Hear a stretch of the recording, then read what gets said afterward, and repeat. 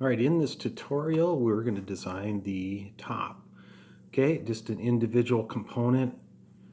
And we'll talk about the size. Okay, so if I actually come down here and we'll take a couple looks at some notes. Here is my top. It is made out of solid alder. I do not have the dimensions in here. It's going to be based on some notes. I did actually incorporate a three-dimensional element to it. If you're curious, it's actually 3/4 of an inch thick, and that is our solid alder. Okay, just a few notes here. The width, okay, the width of our top is going to be 2 inches wider than the cabinet itself. Okay, as far as the depth goes, okay, this measurement right here, okay, it's going to be 1 inch deeper than the overall depth of the cabinet. Okay, so let's take a look at our three-dimensional drawing here and take a look, see if I can rotate this so we can see underneath here. See, we have some overhang here. All right, so our top actually overhangs on the left and right sides, and then 1 inch on the front. It is flush on the back. All right, so if I can turn this, you can see the top is flush here.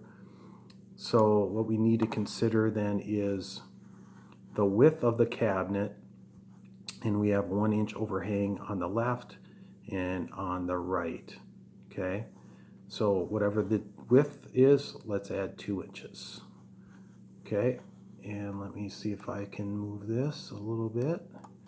And then we want to add 1 inch of overhang on the front. So whatever the depth of our cabinet is, we want to add 1 inch to it.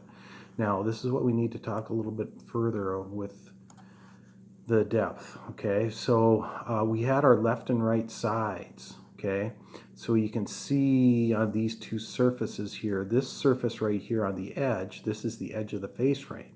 And then we transition to the left and right side. Okay, so a little bit of math there. Okay, so the depth or width of our sides was 11 1/4.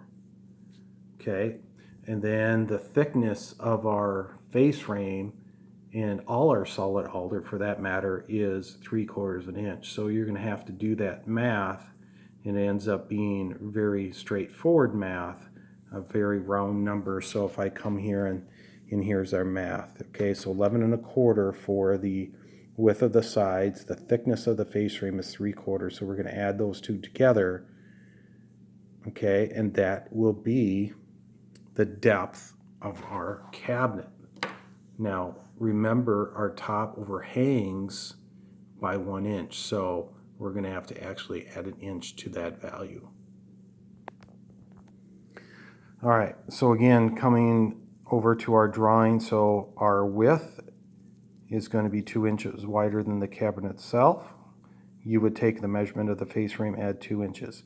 The depth, of course, then is 1 inch deeper than the cabinet itself, and that's a combination of the width of the left and right sides plus the thickness of the face frame.